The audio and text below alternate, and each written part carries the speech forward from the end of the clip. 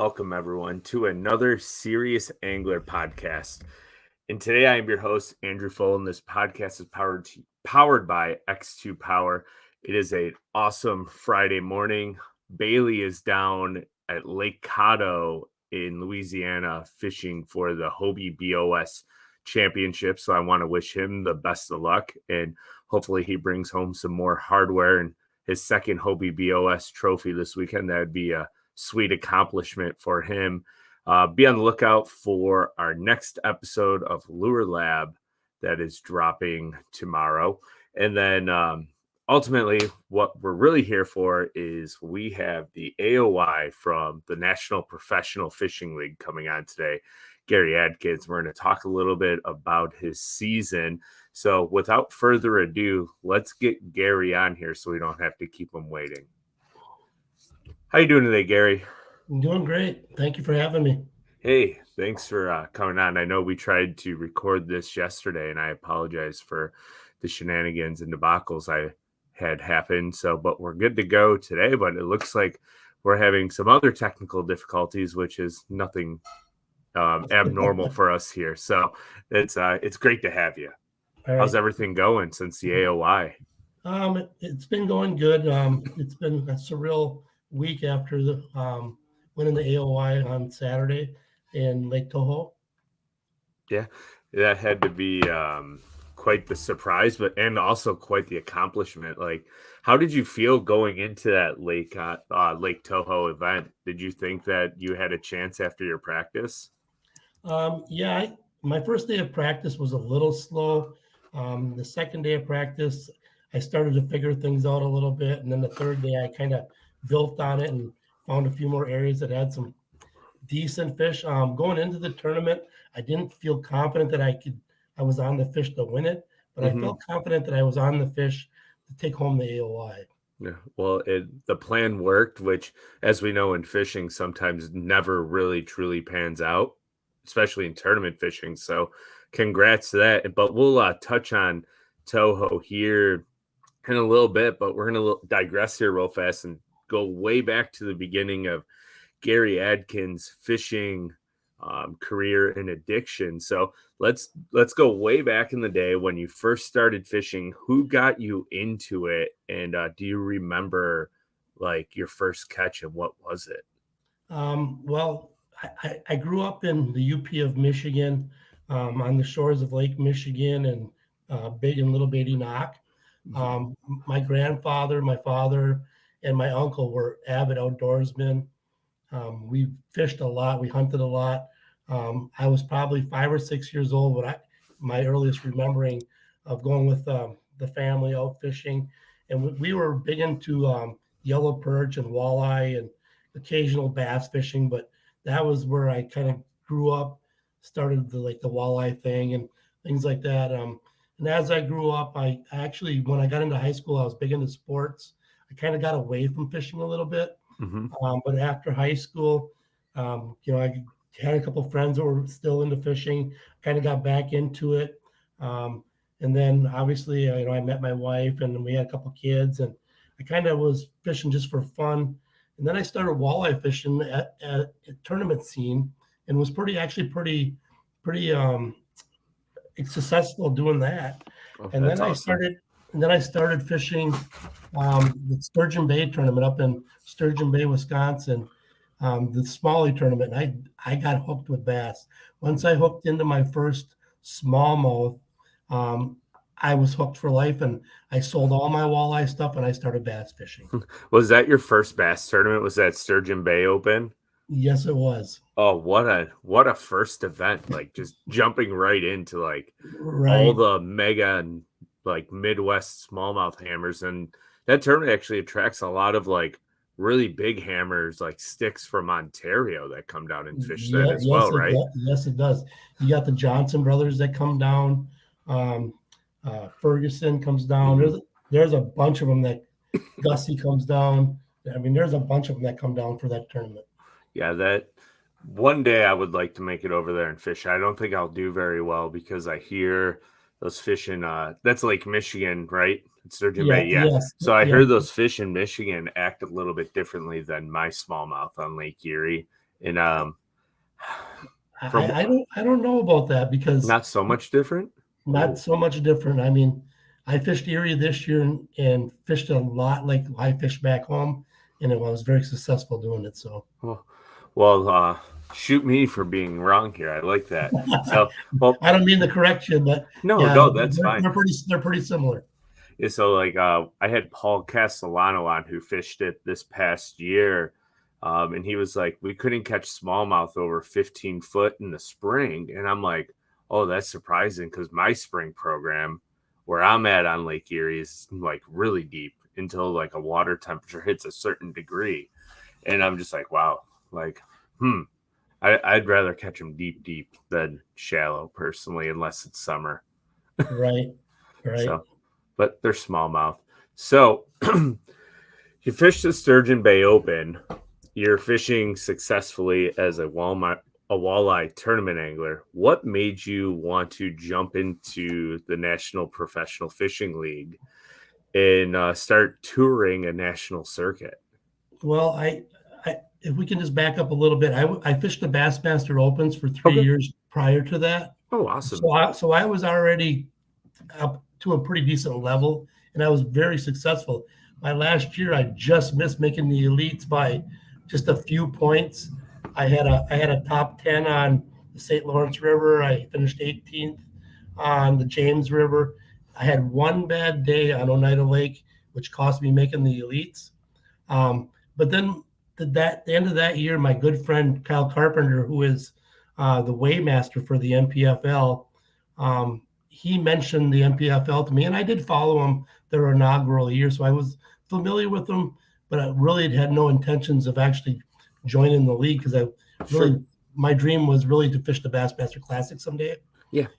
So that's why I was doing the opens. But then I gave it some thought, and I said, well, what the heck? Let's give it a shot. So, in this year was my first year. I jumped in it, and that's kind of what made my decision to jump. Was a good friend of mine just said, "Hey, you should do it. I think you'd be good at it." So that's kind of why I joined. That's a good friend, and obviously you had tremendous success, which we're going to talk about here shortly. But a first in the inaugural season there, and an AOY, that's quite the accomplishment. And talking about Sturgeon Bay, Saginaw Bay, right? Like now I put two and two together, smallmouth fishing. Like, Right. congrats on that win, first of all. But Thank you. yeah. So what was it like showing up to Lake Cumberland in Kentucky in that tournament was not for the faint of heart, right? If I remember correctly, it was You're- cold, it was It was miserable, it tough was bite. right. It was really cold, and we got some really bad weather during our practice. We had like 13 inches of I want to say like it was like 13 inches of rain in a week period. Oh The lake gosh. actually came up almost 15 feet. And then we had massive flooding, which created a lot of debris in the lake. So they actually ended up canceling the first 2 days. Yeah, that was wild as well. So did you guys get the fish? I don't remember, but did you guys fish 2 days or did you get all 3 days in? No, we actually only fished one day. Oh wow. It was a 1 day shootout for $50,000. That's just wild. Ugh. And I was on a really good smallmouth pattern in there, but after the lake came up, it had changed. I fished until 11 o'clock the one day that we did fish, and I hadn't had a bite. I had one little pea gravel 45-degree bank in a backwater where I caught one largemouth in practice. And about 11 o'clock, I changed my game plan and I went fishing largemouth, and I was able to catch 3 fish, which I ended up in 15th place after that tournament with them 3 fish. That's quite the adverse start to your inaugural season, I would say. 1 day shootout, plan goes to crap, and you switched up and fish a spot that you got one bite, and who knows if there would have been even more fish. Like, that's a tough Right. way to start, but to come out with a top 20 with a 15th, that's quite a good way to start. Like, if you don't mind diving into it, what did you catch those fish on at Cumberland? I was using a little micro football jig Hmm. by Fitzgerald. It's their little micro tungsten jig. You might be familiar with it. Yeah. It's a really good jig. I've caught a lot of fish over the years with it. And that's what I was doing. I was just dragging it down that pea gravel bank, and these fish were staging up because they just before that bad weather, they were really getting close to moving up and spawning. So they were staging for that spawn. And when that water rose up, all they did was move up the bank, and I was still able to get them 3 bites, which anchored me that 15th place finish. Yeah, I'm honestly surprised with like the rising water that the smallmouth didn't play a little bit better, but it's bass fishing because the temperature dropped a ton too, if I remember correctly, right? Like It did. it was like hot leading up, and then it was like 45 degrees and still kind of raining during the event, if I remember correctly, for a little bit that I watched, right? Yes, it Oh, rained. In fact, that first morning it was cold and rainy. But I miserable. think what happened with the smallmouth bite is, at least where I was, the water clarity was terrible. Yeah, It, that never helps. yep, it got really dirty. So, and I want to step back real fast because you said you fished the opens. Did you fish a regional event in the opens, or did you fish like all 9 and travel the country doing it? No, I just fished one region. Region. Okay, got it. Yep.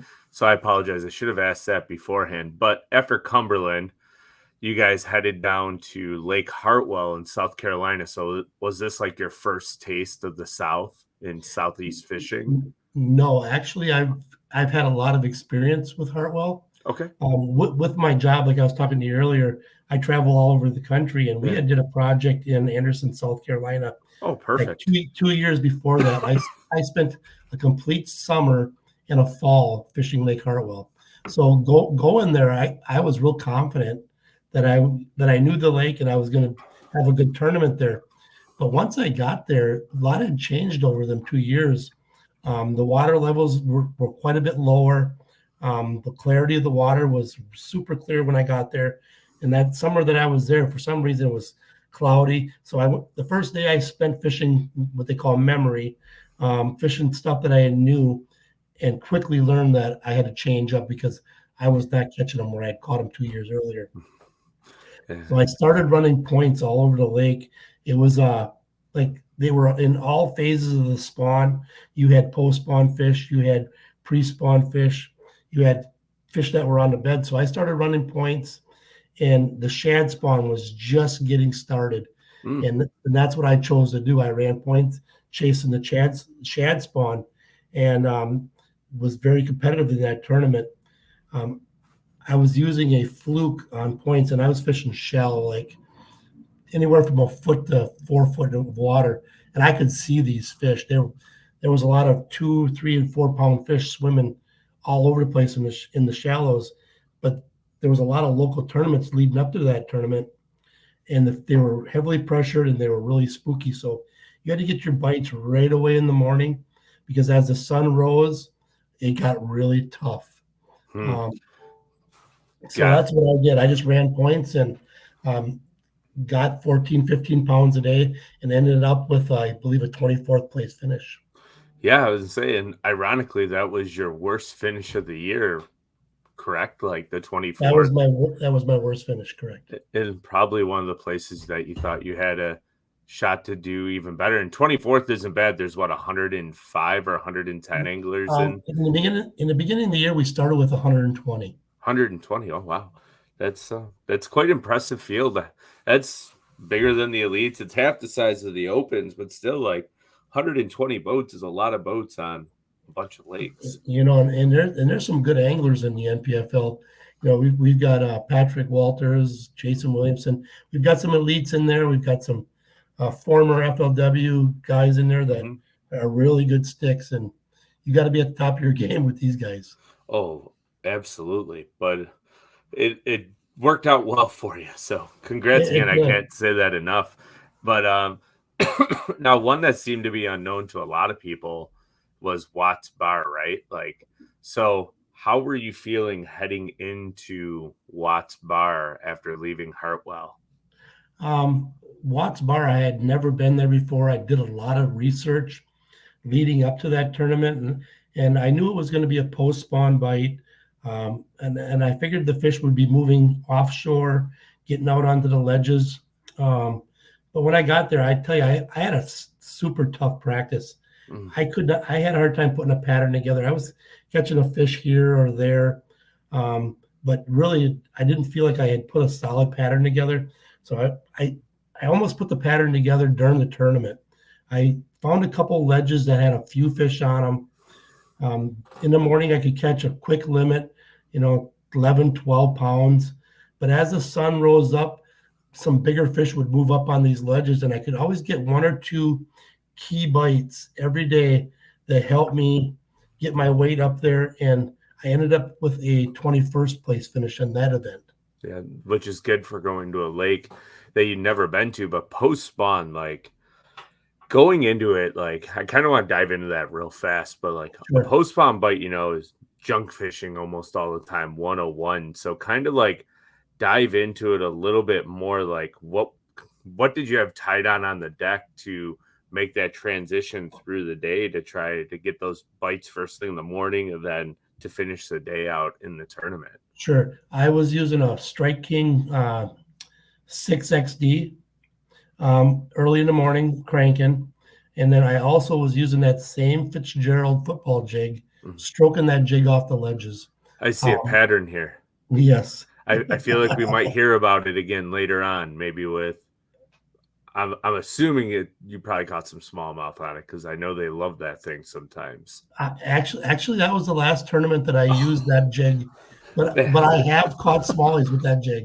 Yeah, I'm striking out here, man. I am failing today. It's kind of funny, And but so Watts Bar, that was an interesting tournament because like reading up on it and stuff, like talk about how people are like it's really down, but then some people are saying that it's on the way back. It's just right. one of those Tennessee, because it's a Tennessee River lake, I believe, a TVA Valley Lake. It is. And when you think of the TVA, you think of giant bass usually. Then you guys went there and it's like, oh, what are all these little ones that they're catching? Yeah, I didn't really catch any real giant fish there. Going there, I anticipated I would, but really, I think the biggest one I caught was a little over 5 pounds. Which is still a very quality largemouth for the post spawn. Like, but when you think you got Chickamauga is the next lockdown, which is known for giants, it's like you're thinking you're going to catch the big fish. Yeah,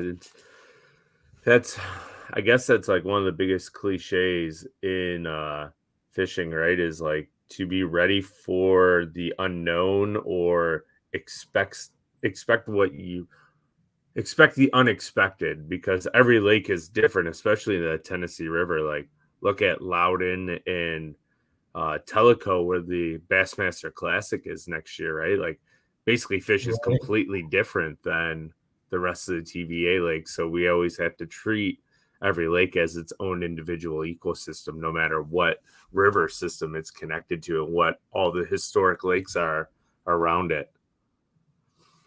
So, all right, the big one, Saginaw Bay.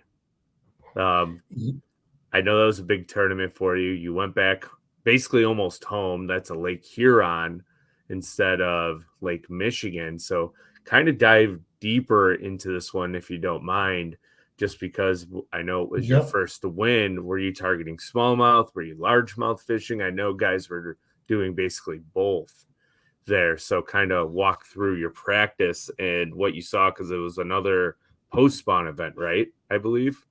It was a post-spawn event.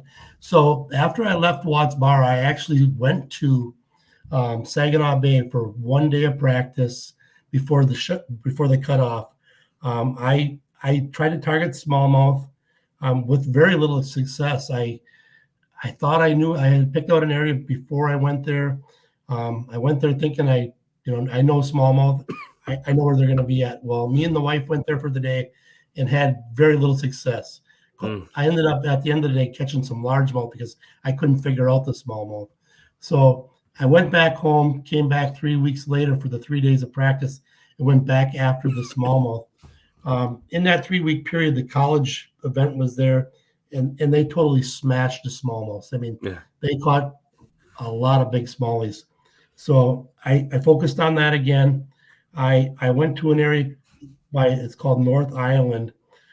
It's got a lot of rock structure, a big spawning flat just in front of it. And I knew these fish had just got done spawning and they could not be too far. So I focused my first day of practice in that area. And within a few hours, I found a really nice school of smallmouth that were staged on an edge of a shoal. They were feeding up after the spawn. The way the current was hitting this shoal, and there was some big boulders just off the ledge of it, and they were staged behind these boulders. So, and there was a lot of competitors in the area, so I had to be really careful about how I fished it. I didn't want anybody to see me because these fish were super shallow. They were like 4 feet of water. Now you would think they would be in a lot deeper water on the edge of that shoal, but they were where them boulders were. It was 4 feet of water, and they were stacked there. I mean, you could get one every cast if you hit the cast just right. So I checked it all 3 days in practice, just making a couple casts, and every fish I caught was on a drop shot with a flatworm. I tried Kitex, I tried tubes, I tried crankbaits, I tried everything that I typically would catch a smallmouth on, and I couldn't not get them to touch anything with that drop shot. Yeah. Speaks to the power of a flatworm, right? Like everybody's throwing it and they still bite it better than everything else. That bait is so silly. Crazy. And when you think drop shot, you don't think fishing in 4 feet of water.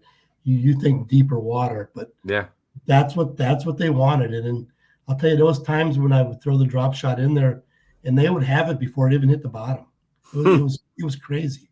And that's weird to think about too, because the way the drop shot just like basically drops relatively quick, unless you're using a super light weight, so it kind of went down slow. But I was using a 3/8 sinker.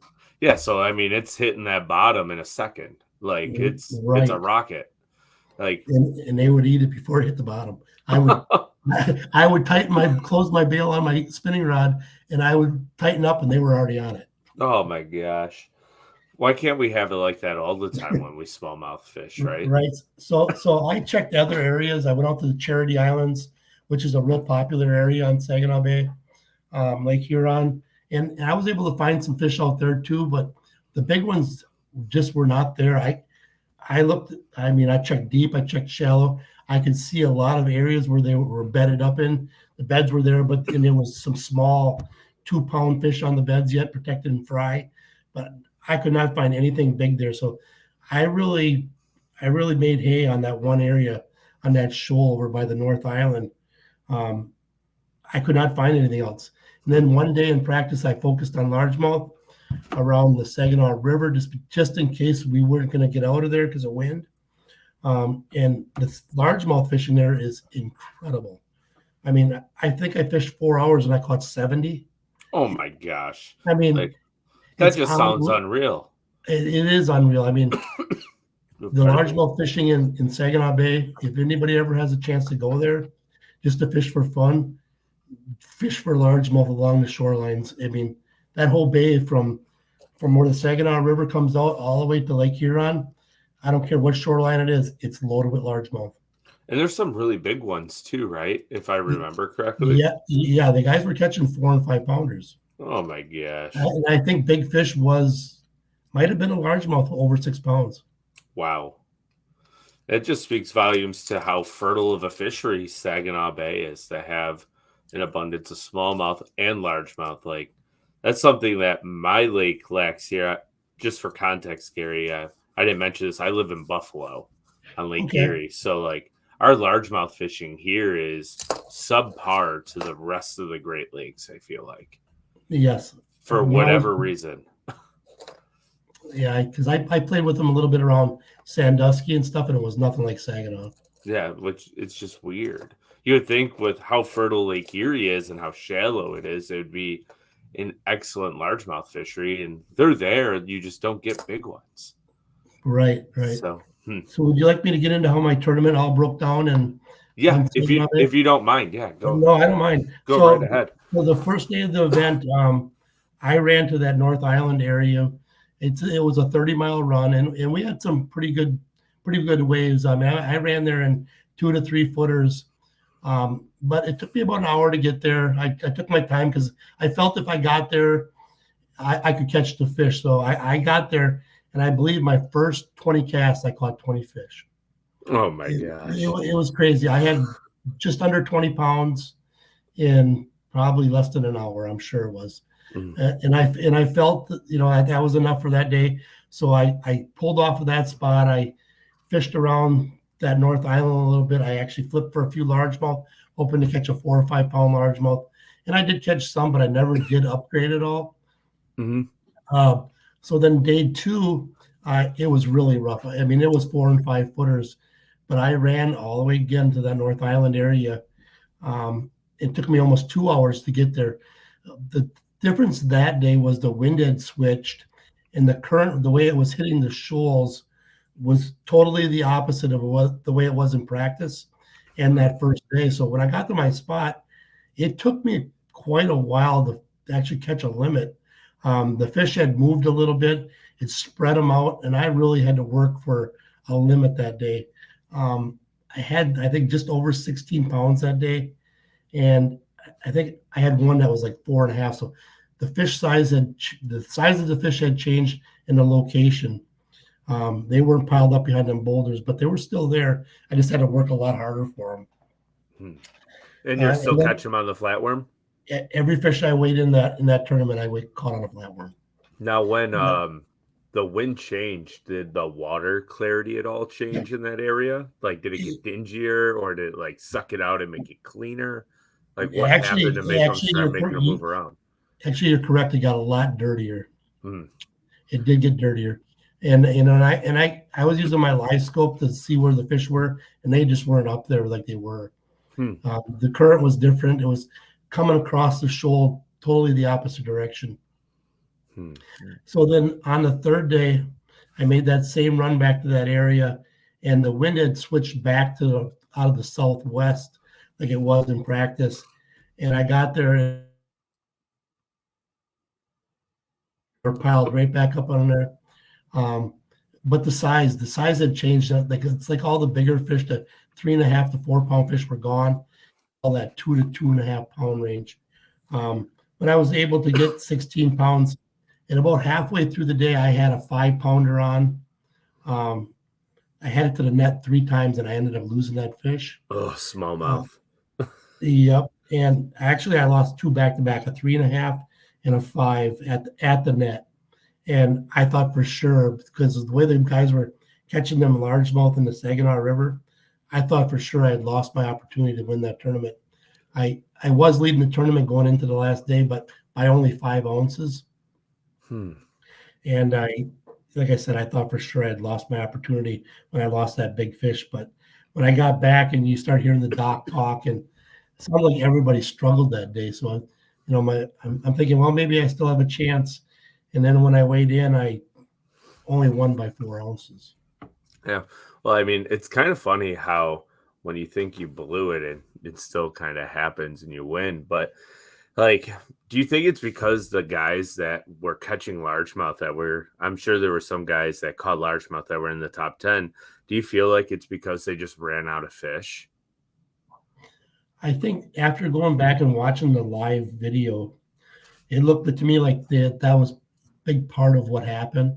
They were catching 50, 60, 70 fish a day the first couple of days, and I think a lot of it was they ran out of fish. Yeah, and I'm not saying it's poor management because they're trying to upgrade, but it's crazy. And I'm sure a lot of more people were largemouth fishing than were anticipated going to a Great Lake. Yes. So out of the top 10, I think there was only 2 of us that fished smallmouths.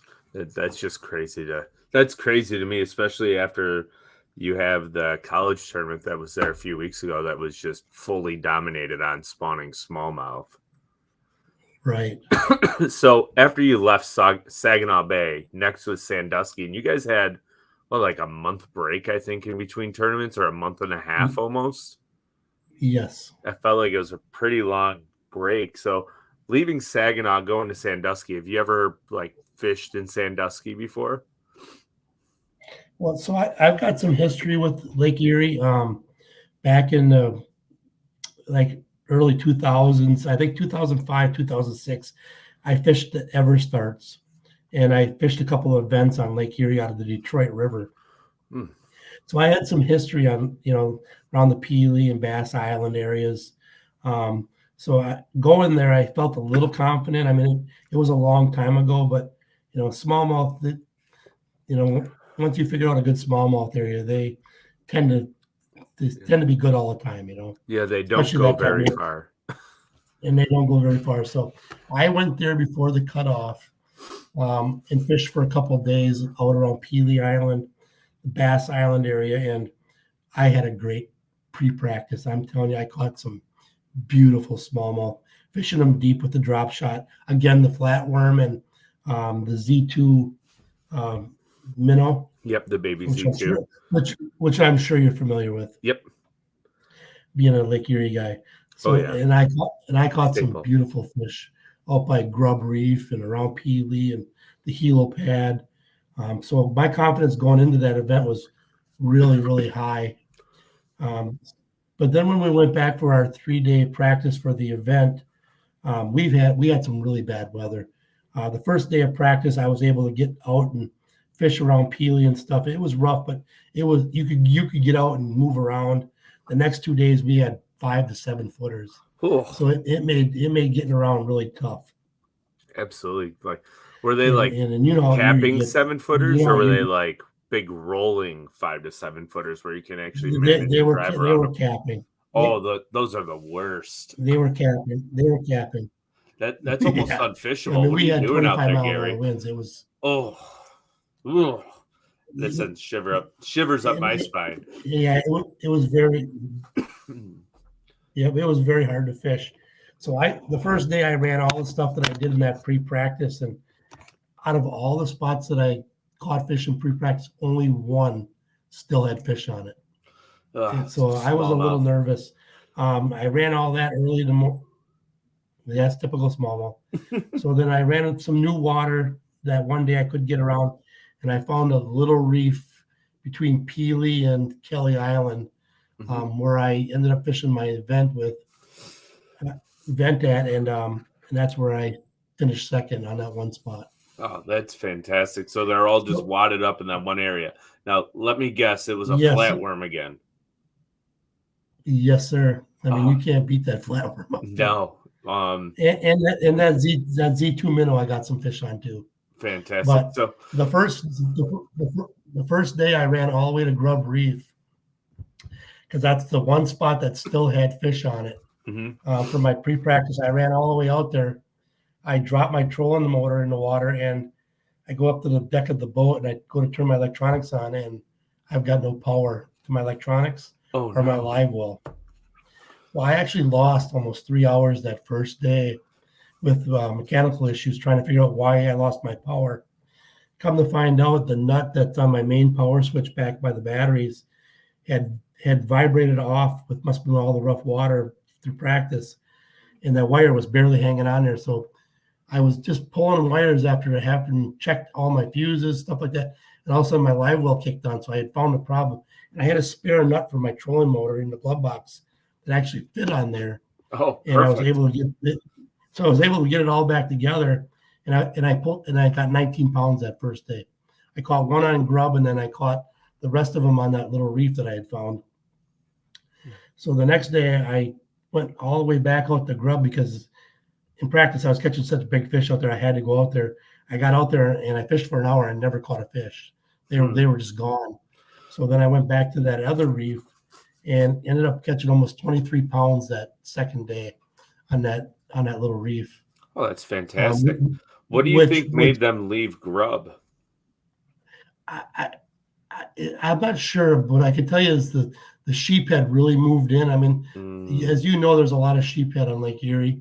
Oh, too many. In practice, there was a few there, but not many. But then when I went back there that second day, every drop, I mean, if you even moved your bait, you had a sheephead.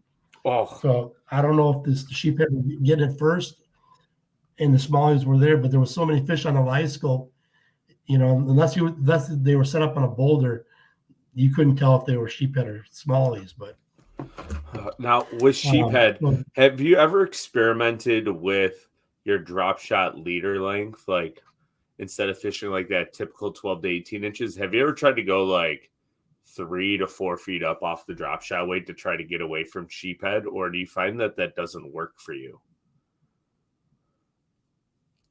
I've experimented with that a little bit.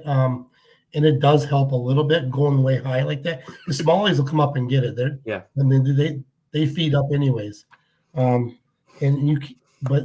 that particular reef, that in particular days, it didn't seem to matter. Just sheephead if you after moved that sheephead. bait at all, they came and got it. Oh, geez. Sheephead. Just sheephead, yep. Oh, they're such an absolute nuisance. So after the first day, I was in 17th place. And then at the second day when I weighed in 20, I believe it was 22:11, I shot all the way up to second place. Mm-hmm. And then, but Scott Seller, the guy who won the event, he's a good friend of mine. He weighed 26 pounds that first day. And I was 7 pounds behind him after the first day. So I had a big hill to climb. Absolutely. And then he faltered a little bit the second day. The second day he had 21, so I gained a little bit on him. So going into that last day, he was just under 5 pounds ahead of me. So I knew I had to have a big bag that last day if I was going to win that event. So I ran back out to that little reef the last day, and I weighed almost 24 pounds. And he only had 19 something. So I came up about 1.5 pounds short of winning that event after breaking down that first day. Yeah. So if you would have had a full day, in my stomach, I think I would have won that event. Yeah, if you had a full day, because I was easily at 22, 23 pounds. Oh man, adversity. It sounds like you had a very adverse full season. So good job overcoming that to get the hardest trophy, obviously, in fishing, and that's the AOY. So now we're coming into the final stretch. You got a nice break. A horrible hurricane hits Florida before that event. What was your mindset driving down to Florida to fish Lake Toho when you're on the verge of capturing the AOY in your inaugural season? Well, I was very nervous, obviously. I mean, I was leading the AOY, but by only 14 points. Mm-hmm. And Timmy Reams, who was right on my heels, he is a solid fisherman. He had 3 top 10s the first year in the MPFL. He didn't have a bad finish all season this year. So I knew I had to be solid if I was going to take that AOY home. So obviously I was nervous, and then I got down there for practice, and my first day did not go well. I caught some little fish. I had some ideas in my mind how I wanted to fish them when I got there. I ran that. I thought I could be flipping pads and hydrilla, things like that, but I couldn't find them in that pattern. So I started looking for shell beds. Toho, Kissimmee, Cypress, and Hatchinall have a lot of offshore shell beds. So I started looking for them, and I found 3 of them that second day of practice that had some fish on them, and lots of fish, but the size wasn't there. It was anywhere from 1.5 pounds to 3.5, 4 pounders, which now I started feeling a little bit more confident. So then the last day of practice, it's all I looked for was shell beds. So I ended up with, I think, 8 or 9 shell beds that I ran during the tournament that had fish on them. So the first day I ran the shell beds, I caught 16.5 pounds. Oh, it's a good start in Florida. Timmy only had 11 pounds. Yeah. Excuse me. And Tim Reams only had 11 pounds, so I gained a little ground on him. And then the second day, I ran the same shell beds, and I had exactly the same weight within an ounce, 16 something. Perfect. And consistent. Timmy had, and then Tim had actually a little less. He only had 10 pounds. So now I did the calculations that night after the second day there, and I knew if I had 10 pounds that last day, the chances are I was going to win AOY. But what I didn't take into account was Taylor Watkins, who won the event. Mm-hmm. He was actually in 3rd place in the AOY. He was 40-some points behind me, but I knew I had to stay in that top 40 or he was going to catch me. Yeah. So I knew, so so I knew if I weighed 10 pounds, I felt I had it. Well, that last day, I'll tell you, I ran all my shell beds and I struggled. Mm. About 1 o'clock, I had about 6 pounds. Oh no. Um, and, and they were, and the fish were on the shell beds. I could see them on live scope, but for whatever reason, they just were not eating. I was catching them on a big Carolina rig with a big worm on it Hmm. and a Cinco. And them were the only two baits I could get bit on. Um, So how so did you at about switch one up to try o'clock, and get some I said, bites? so what I did was I fished all them shell beds, and I was on my way back to Lake Toho because I was fishing in Hatchinaw, and there was a couple little outcroppings in the canal that I found a couple of fish on in practice. I stopped with that Carolina rig, and in my first cast, I caught a 3 pounder, which upgraded me like a pound and a half and put me at about 9 pounds, I would say, 8, 9 pounds. And I made a few more casts. I caught a small one that didn't help me. And then I went through the locks and I had about an hour to go. And on the Toho side of the locks, there was a weed point that had a shell bed on it that I found in practice. And I made a couple casts on that and I caught a 3 pounder, which put me over 10 pounds. And that's the 10 pounds that I needed to win the AOY. Fantastic. Good. That was a good man.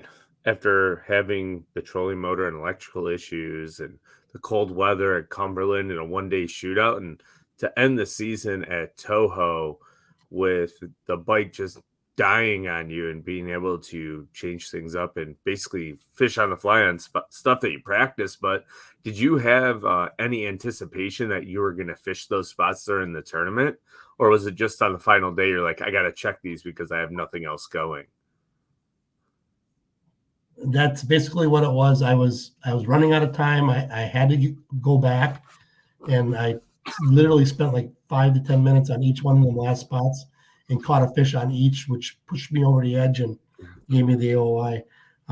But I was definitely in panic mode. Oh, I think everyone in that situation would have been in panic mode. I It speaks volumes that you were able to overcome everything that you did, and I want to say congrats again on behalf of us here at Serious Angler for your inaugural season AOY. But what would you say was like the turning point in the season for you Thank to you. feel like you had a shot at AOY? And yeah, no problem.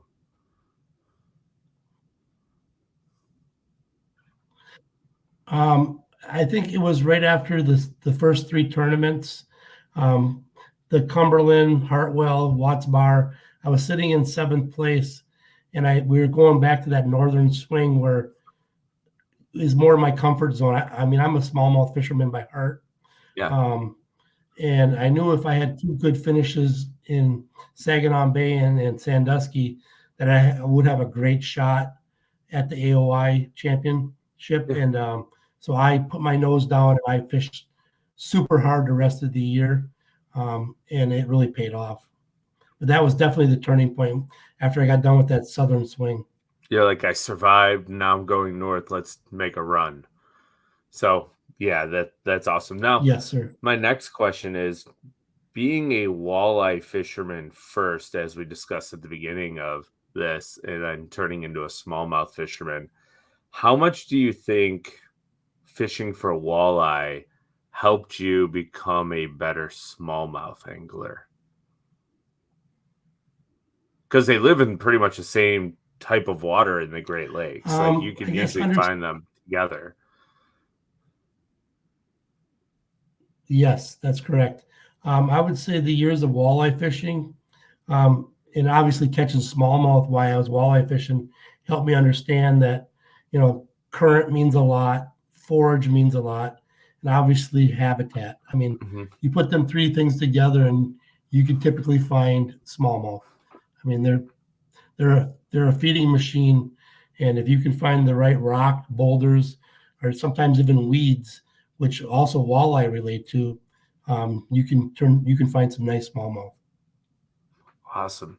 Now, before I ask you our last question here, I do have 2023 question for you. Do you plan on fishing the MPFL again, or are you going to jump over and fish the 9 Bass Opens like a lot of people you're seeing starting to do from all fishing levels? If you don't have to answer this if you don't want to, I'm just curious. No, I'm already signed up for the MPFL for 2023. Awesome. I'm going to be the defending AOY. I want to defend that title. We do have a very diverse schedule. I'm not sure if you're familiar with the schedule, but we have Lake Amistad, Lake Wright-Patman, Lake Eufaula, Santa Cooper, back to Saginaw Bay, and then Lay Lake. Oh, that's a very interesting schedule, but Amistad's going to be interesting. I don't feel like there's been a big tournament there in quite some time, so that'll be very interesting to watch.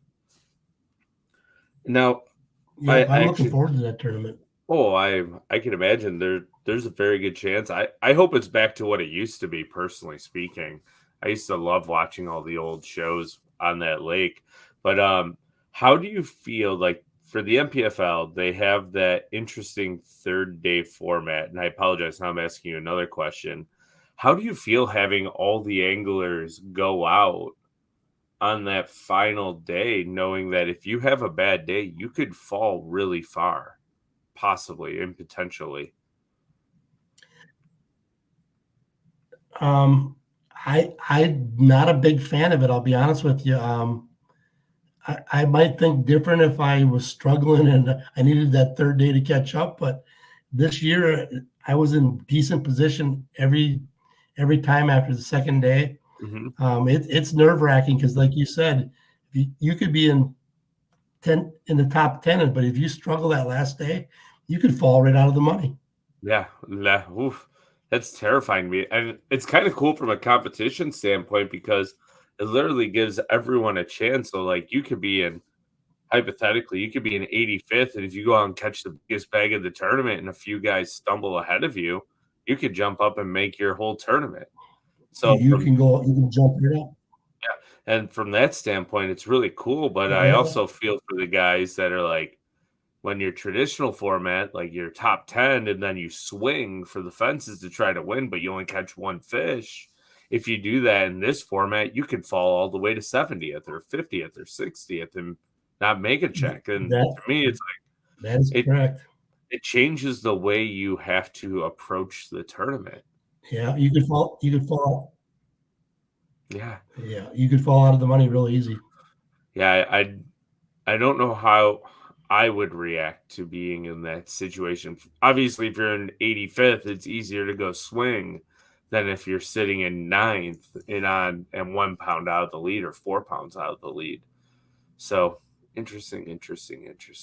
So, Gary, is there anything you want to hit on here real fast before I hit you with our final last question? Yeah, I would just like to say, going over to the MPFL was probably one of the best decisions I have ever made in my fishing career. I'm really glad I did it. It's a great group of guys. It's a great organization run by a great group of people. If there's anybody out there that listening and thinks they got what it takes to be an angler, they really should check out the MPFL. Awesome. Thank you for that. Like, it's really cool seeing a third league kind of spring up, and I hope it continues to have success. I know the first season was quite the tumultuous one for the MPFL, but it looks like everything is on the rails heading forward as fast as can be. So I really do wish everyone over there the best of luck and the utmost success that they can have for the third league. As you know, in the fishing industry, everything is very niche and small and tight, even though it's a huge industry. So it's really interesting to see a third major tournament organization being able to hold on, and hopefully they can hold on for the long time, because it just helps ruffle feathers and make things interesting, in my opinion. True. Yeah, I hope they're successful. And I hope they have a longevity in the tournament industry. Yeah, but the trophies are awesome. So, like, I love those things. They're huge. Yes, I've got two of them now. I got a gold Yeah, one and a regular one. it's My first fantastic. my first year. So hopefully you can get a couple more trophies next year. And real quick, I want to say thank you for taking the time. I know you're in the middle of a work travel trip. Join us tonight here. Well, join me here tonight as we're recording this for today's episode. But Gary, I'm going to hit you with the last question. Are you ready for it? Yeah, I'm ready. Let me have All it. right. So from any point in time, you can pick three people to bring to your dinner table, have a steak and beverage of your choice, can be beer, whatever it is. Who are the three people that you're inviting to your table to sit down with and have a conversation with? And Um, why? I would say Kevin Van Dam because I just like to talk to him and pick his brain a little bit and just know where just be able to see how he thinks when it comes to fishing because he's has had such a great career. Yeah, what a Um, machine that guy is. yeah, Jacob Wheeler, same thing. He's just unstoppable. I like to pick his brain a little bit. Um, as far as the third guy, uh, Now, keep in mind, they don't have to be fishing industry. They can be anyone. hmm,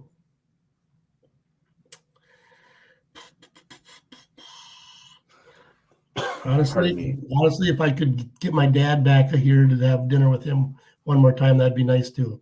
I lost Absolutely. my I lost my dad a few years ago to cancer, and Oh, I surely miss him. I'm sorry to hear that. He's in a much better place now, no matter what you believe in. It doesn't matter, but um, he's no longer in pain and suffering. So I'm sorry Right. for your loss. Yep. He was a big part of who I am today.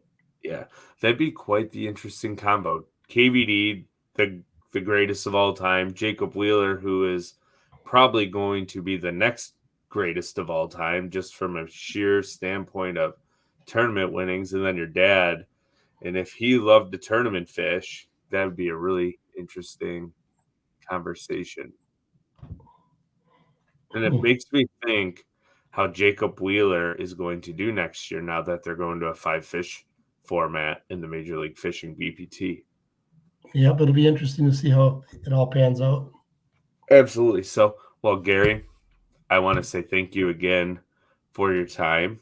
I wish you the utmost success next year in 2023 and safe travels tomorrow getting back to Green Bay to the colder temperature zone that you'll be flying into. And I'm sorry the Packers are having such a horrible season. Yeah, they're a mess this year. Yeah.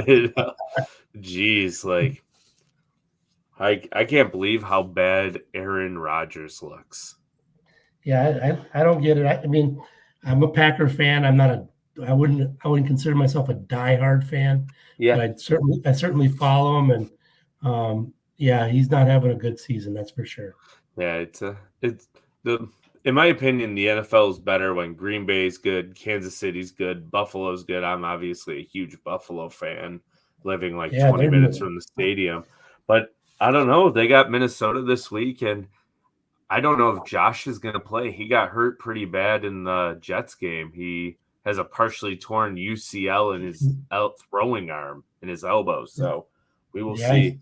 I saw that. Yeah. Yeah, it could be a rough couple weeks for Yep. us Bills fans, but we will hope. And Yeah, they're solid though. They're solid this year. they're definitely fun to watch. Well, I hope you have a warm start to your winter because when is Amistad real fast? Is it early, like It's February, the March? first week of March. Oh, perfect. So you don't have that much time Yep. to. Practice I think is the last couple. So yeah, you don't have No, much I'm turnaround already time. doing research. Fantastic. Well, Gary, I hope you have safe travels, like I said, and hopefully we'll get you back on here soon after you get another big old Shield trophy. All right. All right, and Thank you for having me. I enjoyed it. my pleasure, and we'll chat soon. Okay, thank you. Yep, bye now. Well, thanks everyone for tuning in to another Serious Angler podcast episode. As you heard, we had the National Professional Fishing League Angler of the Year, Gary Adkins. Huge congrats to him.